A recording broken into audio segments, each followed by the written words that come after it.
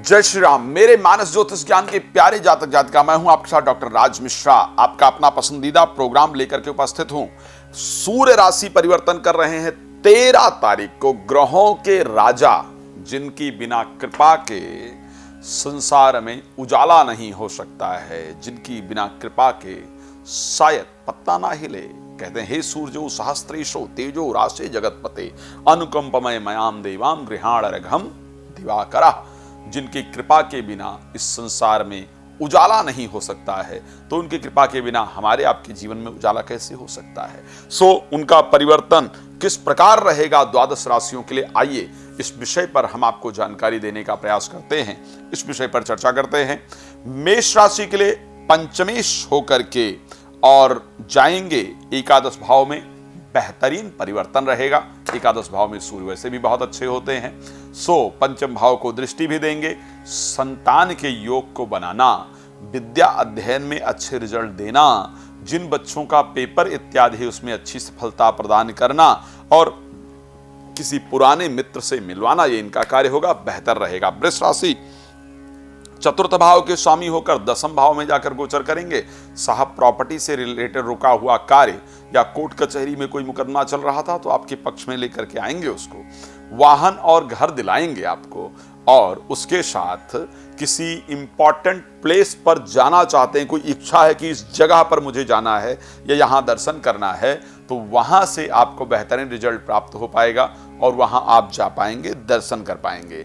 बात करेंगे मिथुन राशि को लेकर के, जहां पर थर्ड हाउस के स्वामी होकर के नाइन्थ हाउस में गोचर करेंगे।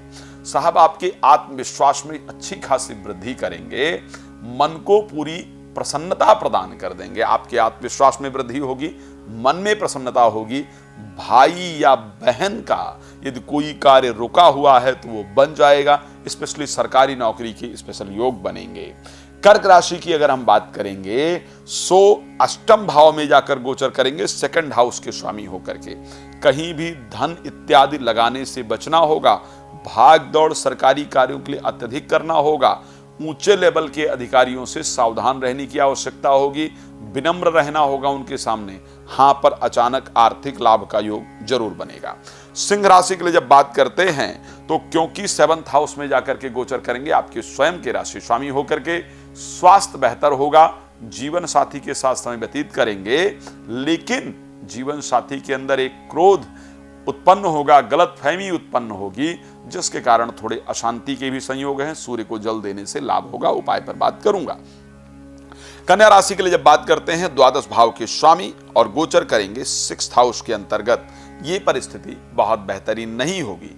कोर्ट कचहरी से रिलेटेड मामलों में थोड़ी परेशानी का सामना करना पड़ेगा, लेकिन कंपटीशन में आपको सफलता प्राप्त हुई। कोई आपने टेंडर भर रखा है, स्पोर्ट्स क्षेत्र में हैं या किसी कंपटीशन में भाग लेने जा रहे हैं, तो निश्चित रूप से चाहे वो म्यूजिकल कोई कंपटीशन है या किसी भी प्रकार का कंपटीशन है, इवन अगर आप एग्जाम में भी पार्टिसिपेट कर रहे हैं तो वहां पर भी आपको अच्छे रिजल्ट मिले, इस प्रकार की परिस्थिति है कन्या राशि के लिए।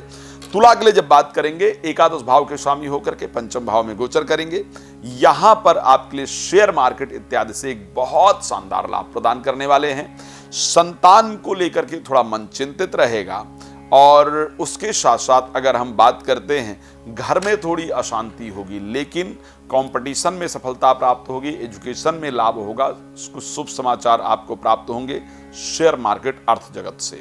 चलिए बात करते हैं वृश्चिक राशि के लिए, जहां पर दशम भाव के स्वामी चतुर्थ भाव में गोचर करेंगे। अगर आपकी उम्र 22 वर्ष में है और आप नौकरी तलाश कर रहे हैं तो समझिए सूर्य ने आपको नौकरी प्रदान कर दिया। 100% सूर्य जो है वो 13 तारीख को कुंभ राशि में जाते ही आपको नौकरी दिलवा देंगे। कोई कार्य आपका रुका हुआ है नौकरी को लेकर के, जहां पर आपका प्रमोशन नहीं हो रहा है या सैलरी नहीं बढ़ रही या उसको लेकर के मामला किसी न्यायिक क्षेत्र में चल रहा है, तो निश्चित रूप से वहां से आपके लिए पॉजिटिव रिजल्ट दिलाने का काम जो सूर्य है वो करने वाले हैं। मेरे दृष्टि से अगर हम बात करते हैं तो हम वृश्चिक के लिए भी अच्छी खबर ही कहेंगे। धनु के लिए जब बात करते हैं, धनु में जो सूर्य की परिस्थिति है, नाइन्थ हाउस के स्वामी होकर के थर्ड हाउस में गोचर करेंगे। साथ में शनि का रहना होगा। एक थर्ड हाउस के अंतर्गत शनि सूर्य दोनों का गोचर थोड़ा सा डिस्टरबेंस तो पैदा करता है धार्मिक क्षेत्र को लेकर के। पूजा पाठ में मन बहुत कम लगेगा, इसको ध्यान रखिएगा। लेकिन अगर 22 वर्ष की उम्र में है तो आपका भाग्य उदय होने वाला है। 22 वर्ष की उम्र में ये आपका भाग्य निश्चित रूप से उदय कराने वाले हैं, लेकिन धार्मिक क्षेत्र के अंतर्गत आपकी डिस्टरबेंस को बढ़ा करके रखेंगे। चलिए बात करते हैं मकर राशि को लेकर के। अष्टमेश का द्वितीय भाव में जाकर के गोचर करना। सूर्य आपके लिए अष्टमेश है और द्वितीय भाव में शनि के साथ गोचर करेंगे। भाग दौड़ थोड़ी ज्यादा रहेगी, कहीं से अचानक धन लाभ निश्चित रूप से होगा। भाग दौड़ ज्यादा रहेगी, अचानक धन लाभ कहीं से निश्चित रूप से होगा। घर में थोड़ी सी अशांति रहने वाली है। सूर्य को जल देना चाहिए, बेल के पेड़ के नीचे घी का दिया जरूर जलाना चाहिए, इससे आपको लाभ होगा।